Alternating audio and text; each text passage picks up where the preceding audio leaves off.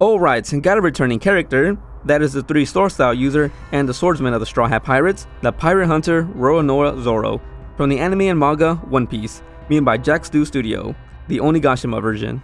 As you can see from the box, the studio did 2 versions, with the other being the Wano Country version, which I'll say I wasn't the biggest fans of the outfits during that part of the arc.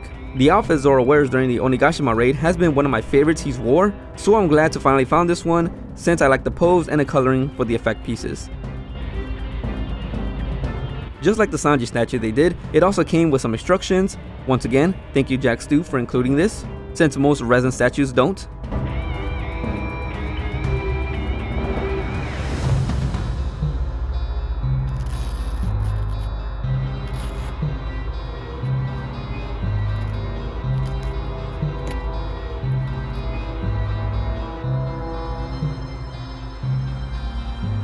First thing to check out was the main body itself.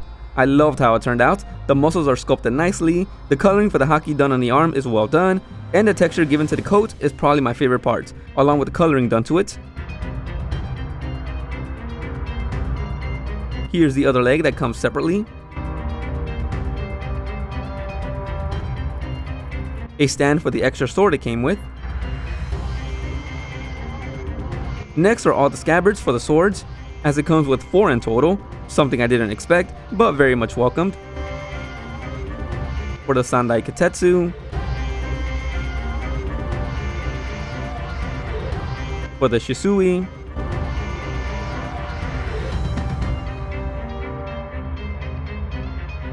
for Enema, the newest sword,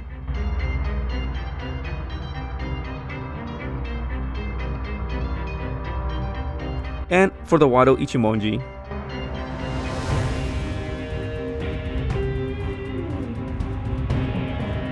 Here comes one part of the base, as it comes with a warning letter, similar to the Sanji statue.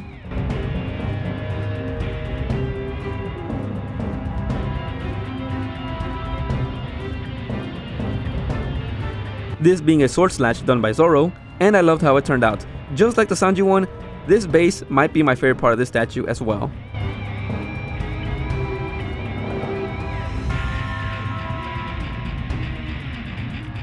It comes with a plaque of Zoro with his own Pirate Crew logo.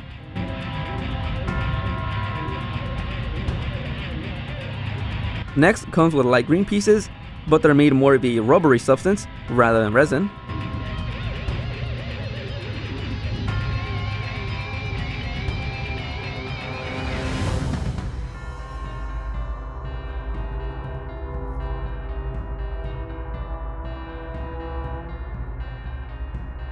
And now for the swords themselves.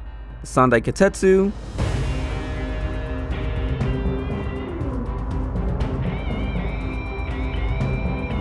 the Enema, cool that the flame effects are painted green.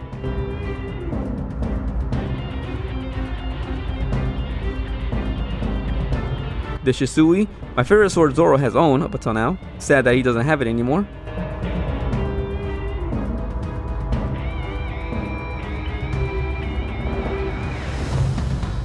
And the Wado Ichimonji, which comes attached to the Zoro's head already.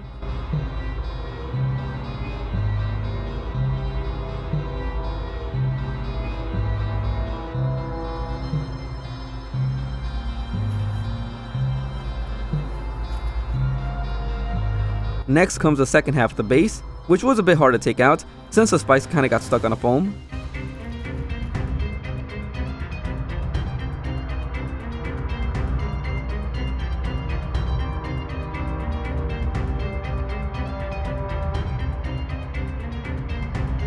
And finally, the statue also comes with a black light flashlight, which is pretty cool since now I have 2, as I got another from the Sanji one.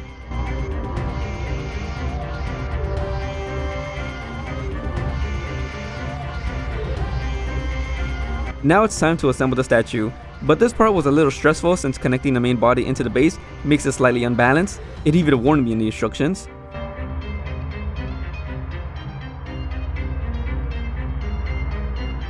Connecting most of the pieces was pretty easy since it's straightforward, unlike the Sanji one, where most of the pieces were all the same colors, and it's held in by magnets.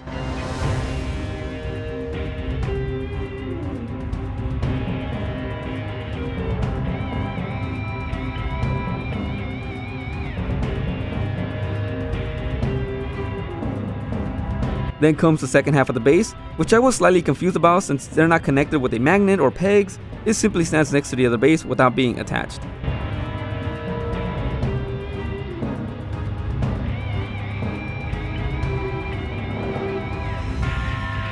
Then comes the swords, as the statue holds Sandai Katetsu and Enema, since at this point, Zoro has given up the Shisui because it was Wano's national treasure and it was traded for Enma.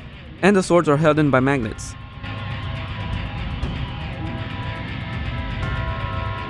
This was the most confusing part of the statue to me. It took forever to figure out how to put these pieces together and how it's supposed to connect to the sword, since it wasn't included in the instructions.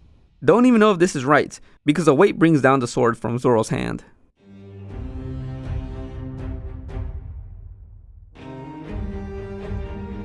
And lastly, the Shisui sword and the scabbard are placed on the stand it comes with. A nice inclusion from the studio.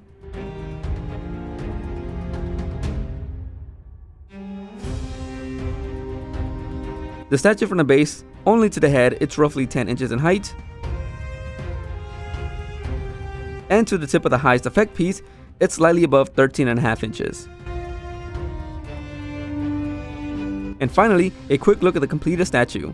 It was a bit too heavy and big to use on my rotating display, and it was difficult to turn the statue because the base was split into two pieces, but overall, really satisfied on how it turned out. The statue costed me $239 USD, with the shipping being $83.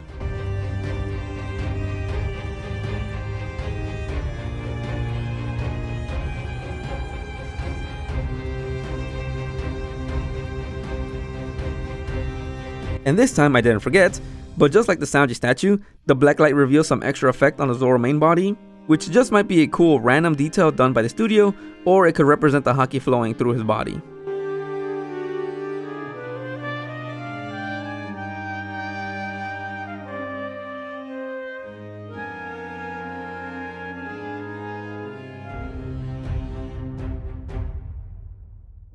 I absolutely love the monster trio throughout the story, and I knew I needed to get figures for Luffy, Zoro, and Sanji for quite some time since I started collecting figures. I just waited for ones that I appreciate, and this Zoro meets my expectations. I already got the Mega House one with the 9 Sword Style Ashura activated, so I've been itching for a Zoro one in his normal state.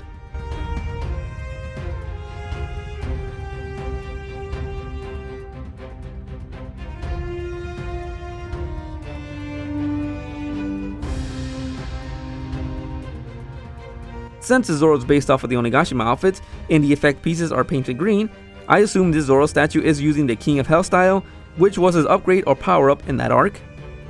Zoro finally getting Conqueror's Haki wasn't much of a surprise during this fight against Kaido, since other right-hand men in the story has had it, like Rayleigh and Katakuri, but I was among the few that found it silly that Zoro also learned Conqueror's coding in the same arc he got Conqueror's Haki, which Luffy also received as well, but the rule of cool applies here to me. Seeing Zoro reach a new milestone almost at the same time as Luffy was amazing to see, since he's also reaching that endgame level, and I can't wait to see when, or if, because you never know with these stories, when Zoro fights Mihawk, or at least any other high-ranking enemies that remain in the story.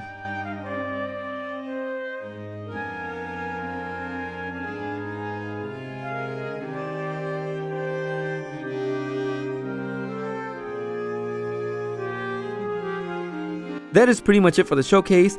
JacksDo Studio did an amazing job with this statue, and with just 2 figures, they become one of my favorite studios, especially since they actually include instructions, unlike most resin studios. But I hope you enjoyed the video, and stay tuned for more unboxings. Until then, bye.